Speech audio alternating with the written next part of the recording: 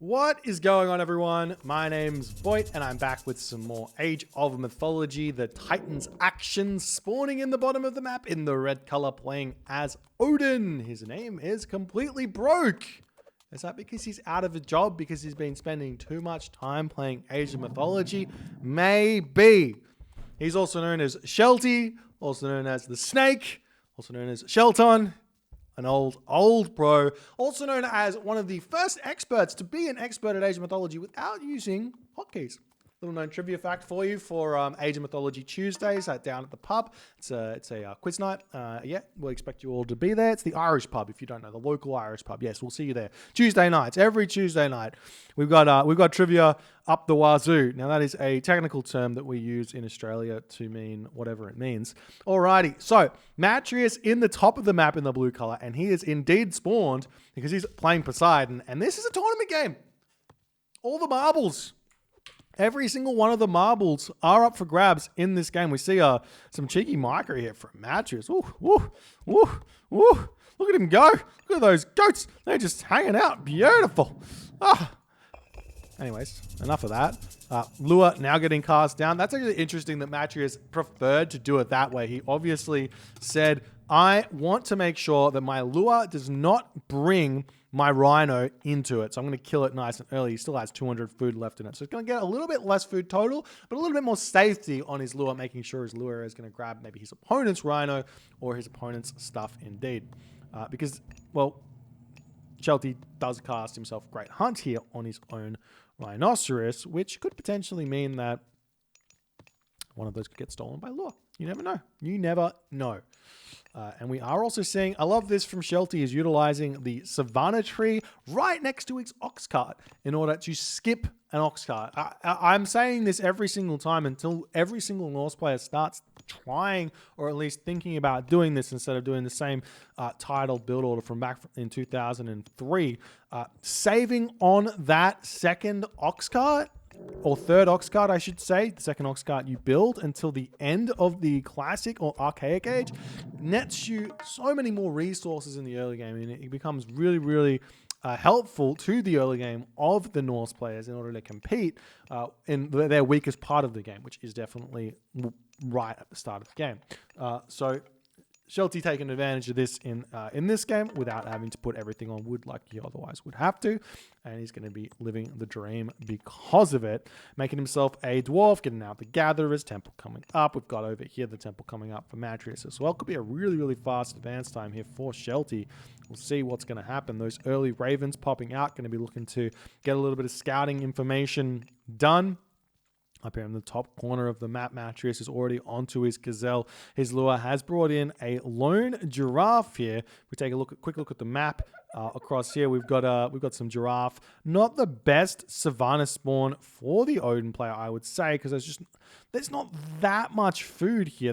There are gazelle, and it's a good pack of gazelle, and it's relatively close, but it's not a huge high hunt savanna like sometimes you can see where you have like 10 giraffes spawning or something crazy. Like, I don't think it's 10, but you could get some crazy number of giraffes spawning in one location. It's an absolute dream for Norse players to see Shelty microing just a little bit there to make sure his villagers don't take any damage, getting himself out the hearse. So here we've got the Skrelling coming in to this town center, going to be checking out, making sure that doesn't get grabbed too early. We do have the early Theseus out coming over here to defend this location from early game Ulfsark harassment. Relics on the map have been spotted. We do see Boots of Kick Everything, a big relic for the Loki players out there, but not really for everyone else. It's still pretty good for everyone else, but it is what it is. And we also have the Guy's Book of Knowledge here, an extra 300% bonus infantry or bonus damage versus Titans for the infantry unit there. So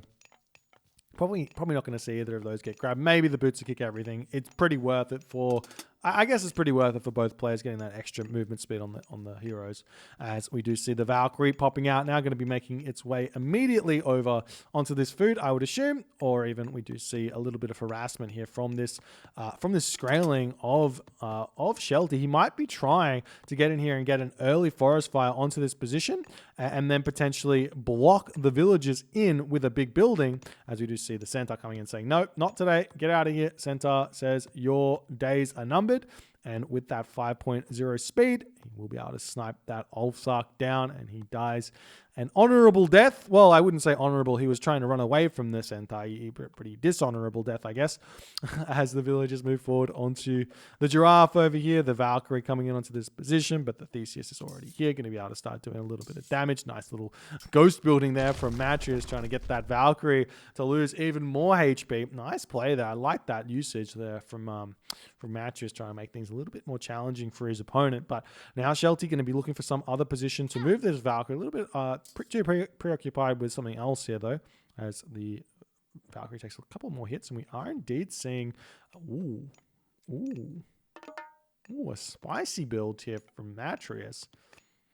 I can't say that I'm in love with it, but it's spicy nonetheless. He's going for Hippocon, Toxotes, Hoplite here. I still really like the Hoplite for Greek, but the more I get invested in it, the more I'm like, the only way that it works is if you advance at 4 minutes and you put pressure on. Because otherwise, your opponent the Odin is going to be able to be completely fine against this type of composition early. Early not fine against this type of composition, like minus the Hippocon. Like if this is out at like 5 minutes and starting to harass this food over here, then you can really slow the opponent down and get yourself some advantage where that's concerned. And if you really want to go into Hippocon later, you can start making those hoplites and just make a stable and transition into more Hippocon Toxotes based army with like a handful of hoplites that were remaining from the early game. Anyways, we've got Matreiuss now finding the hunt as we have these units from Shelty moving in. He could snipe some Toxotes. He is indeed losing villages though as this is going on. Forest Fire getting cast here for Shelty to try and keep himself alive in this position. The Centaur needs to kind of run away from those Ursa before he can start doing anything of note, as we do see him actually turning around, getting a little bit more damage done. Medium Raiders has come through. The Centaur retreating away here. Another villager will be falling in this position. 21 villagers now remaining for Shelty, losing another villager here as well, as Matreiuss is just saying, well, I don't care about my units, so let's just keep taking down villagers and causing so much pain here to Shelty's economy. Shelty now down to 18, just about 18 villagers. One villager here with very little HP manages to survive, down to 20 villagers. Was nearly down to 18, but didn't actually lose the villager. Nice play from Matreiuss, but he does lose a lot for it. The question is now, though, can he defend what Shelty is going to try and do here? Now, I think that the easiest way to continue now for Matreiuss would be get yourself watchtowers, wall yourself up, sit in your base, go heroic age, make yourself those prodromus to deal with the medium raiders, and just play the game out like that. Instead of sticking yourself in the classical age here, spamming out units. I don't think it's that important. I think just playing defensively, there's not really anything else you can attack. Yes, you can attack this gold mine, potentially end the game right now. But you do have to remember you lost a lot of units. And even though Shelty is down on population, he is possibly completely fine in terms of military here. He's down six villages, which is roughly, I don't know, 6 populations. So he's pretty, I mean, maybe he's a little bit behind on military as well. I don't know. Anyways, Matreiuss moving out here, going to be looking to target something down, as we do see the raiding cavalry spotting this location. There is a hole in this wall, but Shelty says, better kill the wall than let it stay alive here, as Matreiuss going to be checking out this gold mine. No, does not want to check out the gold mine. A little bit too early for a second gold mine here, though. Sometimes we see certain players, if they've got an advantage, being a little bit more greedy with their villages. Moving on to those gold mines can work sometimes. So you do see now Shelty is potentially going to be getting attacked here. If we check out Matreiuss' point of view, you can see he actually has no idea what's in his opponent's base. A little bit bad scouting in the early game here from Matreiuss. Very un-Matreiuss-like, as he's going to pick up even more villages. Meanwhile, we've got the raiding cavalry inside of Matreiuss' base. He's trying to retreat away, keep those villagers alive. There's not really many units over here for Matreiuss, as he's losing even more villagers trying to get into the tower.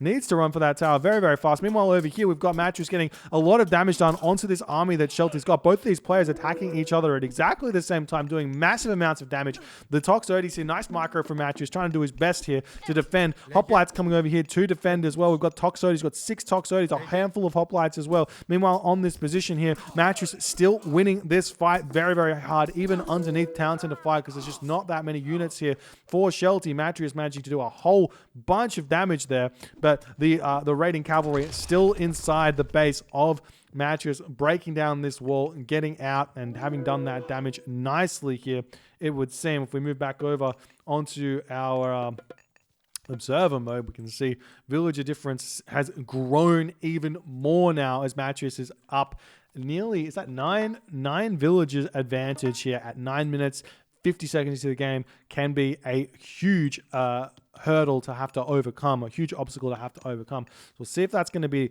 a problem or not for Shelty in the near future. Meanwhile, we are seeing a little bit of fighting over here as the raiding cavalry. Oh, this is going to be bad. This is why I was saying maybe staying at home is going to potentially be a better idea, because the speed of which Odin can move in and surround your army, this army here from Matreiuss is caught out, and Shelty is going to be able to clean this army out, get himself at least somewhat of an advantage here. And then the problem is going to be second gold mine for Matreiuss as he loses a lot of these units. Is returning some fire, but if he doesn't pick off the units, they are Odin cavalry, Odin human units, so they're going to be able to heal back up, and there's nothing you can do to really stop that there, as even this 2 HP rating cavalry here will come back up to full HP by the next fight.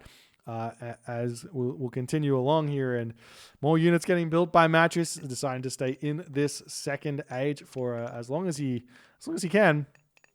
He does have berries remaining, but he is out of those herdables, which means his food economy slows very, very much now to a halt, a grinding halt. And we also see a lot of this food here for Shelty being left. I'm a bit surprised about that. Normally he's on top of that food gathering. He sneaks this as best as he can, but not in this game. We see this villager coming over here to throw this wall up yet again, but the cavalry coming in for Shelty, and Shelty says, I'm not going to alert you. I'm just going to move in. I'm going to kill your villager. Live the dream. That's one villager kill, and he's going to be splitting up his army nicely here, going to be attempting to get in onto this wood line, but there is a big problem for him. He needs to break down this wall to get in here, as we're also seeing this wall getting taken down. But as the army comes over to say, get out of here, Shelty says, all right, I will. 88 population for Matreiuss. He's got enough population here. Ooh, nice wall getting thrown down by Matreiuss here to prevent the cavalry from getting in.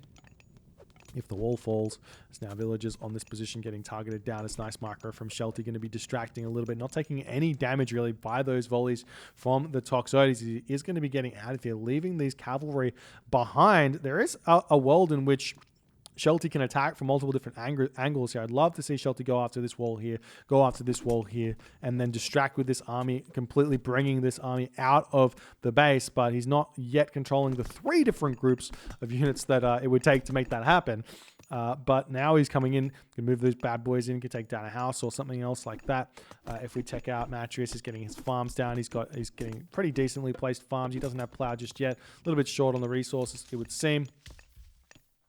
Do I have the right thing on? He's getting himself hand axe, but yep, no plow just yet. The army here for Matreiuss is trying to figure out how to snipe these units, get them out of here. It's a little bit slow with those hoplites, but now the cavalry getting out of here. We do see a couple of those militia getting taken out. Matreiuss pulling back here into his main base. The raiders trying to push in. They could potentially try and snipe a villager on a farm. Sometimes you can get those. Alternatively, there is a very, very weak, very, very strong usage of the raids when there's just a town center there and a whole bunch of villagers farming at this point in the game, will be to actually raid the farms. You can kill the farm off and it does 75 wood damage, and wood is important here for Matreiuss. He wants more farms. So if you pick them off just as they start coming up, you can get a lot of value done. So villagers here on this gold mine have been spotted, though army coming in for Matreiuss, going to be able to continue to take this fight. The villager differential is getting closer and closer. 115 population for Shelty to 115 population for Matreiuss. Very, very close fight here. The villagers getting pulled off, going to be helping in this fight as well. The hoplite's going to be doing a very nice amount of damage to these raiding cavalry, blocking them off beautifully as the Toxotes from behind doing a great job staying alive here behind those hoplites, and the cavalry of Shelty have to get back. There is a known fact that normally the 115 population Norse army beats the 115 population Greek army. However, with the villagers helping out there and the fact that there's not that many throwing axe on here, those hoplites were going to town. Really, really nice fight there from Matreiuss, but he's going to continue to try and take this fight here. picking off these low HP remnants of Shelty's army, and Shelty going to have to get all the way back home. The problem here for Matreiuss is there's not really a way in which he can finish the game in this moment. He can't finish the game in this moment, because the only real way to be able to do that would be to have to be in two different places at once. He needs to be on this gold mine, he needs to be on this gold mine, and he's just not able to do that with the speed that his army's got. However, he does have an army advantage, so he has to figure out, does he continue making units? Does he go to the next age? Don't know. Walls coming up now for Matreiuss over here as the army moving in for Shelty. He's got a handful of these cavalry, but it's looking like the wall's just not going to come up in time as the raiding cavalry coming in here going to do a little bit of damage before they get up. We do have the units coming over here. They spot the villages. There's so many villages here that Matreiuss has managed to find. We'll see how many of these are going to be getting taken down, as over here a couple of straggler units getting taken down as well. We're getting the storehouses getting thrown up for Matreiuss to try and building block here as he's going to continue to chase these villagers away. But Shelty just says, little slow wander around the map, no problem. If I can get a little bit of return fire, it's going to be all good. But he is deciding, better yet, move back, try and take out this army as it's retreating back onto this position. Matreiuss not going to be able to get as many villager kills as he would have liked, but he has managed to get himself that villager lead even bigger yet again. Now the army of Shelty moving in onto this position, going to attempt to take a fight. There's a whole handful of idle military units over here that aren't going to be helping in this fight. He's going to turn around and try and take this one. Nice micro there from Matreiuss to make sure his Toxotes are a little bit more difficult to get to for those raiding cavalry. The Toxotes targeting down, the throwing accident in the back here. Nice play from Matreiuss as the hoplites doing the best that they can. Also getting himself medium infantry here. Scardy coming through now for Shelty, as that's a big ticket upgrade for him to get that frost and see what he can do with it. There is a ceasefire. Nice micro there from Shelty to pull back, getting out of that fight. A lot of those units chasing them down. And now these villagers on this food in the middle of the map can take some fire here. So we'll see if that's going to be happening. Kill off the ox cart or something like that if he so chooses. Meanwhile, over here, these units getting taken down as well as Matreiuss pulling back. Not really ready to take this fight. He has lost a lot of those Toxotes, and he's now only just getting plow as he's realized he's kind of forgotten that one. And Shelty's economy, even though he is down on villages by quite a lot, seemingly completely fine here. I'd be actually super interested to see what the kill loss at this point is. So while something is going on, I'd love to actually see that.